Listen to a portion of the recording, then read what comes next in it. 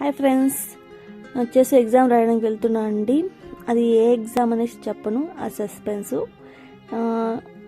నేను వచ్చేసి గోరంట్ల టు తాడపత్రి వెళ్తున్నాను అండి. గోరంట్ల టు తాడపత్రి చాలా వేడిగా ఉండిందండి. నేను మా రెడ్డి ఇద్దరు కలిసి వెళ్ళాము.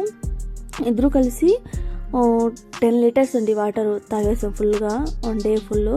అలాగే గోలీ సోడా తీసుకొని తాగాము, కొబ్బరి బొండం తాగాము. అయినా ఈ వేడికి అసలు ఏం తాగినా కూడా ఒంట్లో అనేది నిలుస్తూనే ఉండలేదు. అసలు చాలా ఎండ కాస్తుంది అటు సైడు. ఎండ అంటే ఎండ కాదు, చూడండి ఎక్కడ చూసినా కూడా నీళ్ళు అనేదే కనపడవండి. వాటర్ అసలు కన్నే కనపడవు. ఫుల్ ఎండిపోయిన చెట్లు, గుట్లు, రాళ్ళు, రప్పలు అన్నీ ఇవే ఉన్నాయండి. ఇవన్నీ క్రాస్ చేసుకొని కాలేజ్ దగ్గరికి వెళ్ళామండి. మేము వచ్చేసి ఇక్కడ 9కి వెళ్ళాము. 9కి వెళ్తే అక్కడ వచ్చేసి 1:30కి వెళ్ళాము.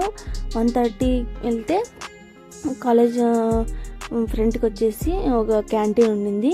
ఆ క్యాంటీన్లో ఫుడ్ తిన్నాను వెళ్ళాము.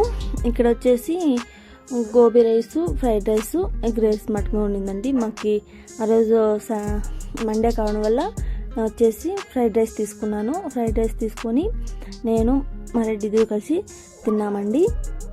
తినేసి సర్లే అయిపోయింది, ఇంకా 1:50 అవుతుంది, ఎగ్జామ్ రాయడానికి వెళ్దామని చెప్పేసి లోపలికి వెళ్ళామండి. వెళ్తే అక్కడ క్యాంపస్ అయితే సూపర్గా ఉండిందండి.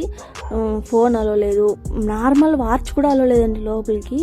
Only Aadhaar card, mass card అంటే ఆల్ టికెట్ అంతే అండి, ఇంకేం కూడా అలో లేదు లోపలికి.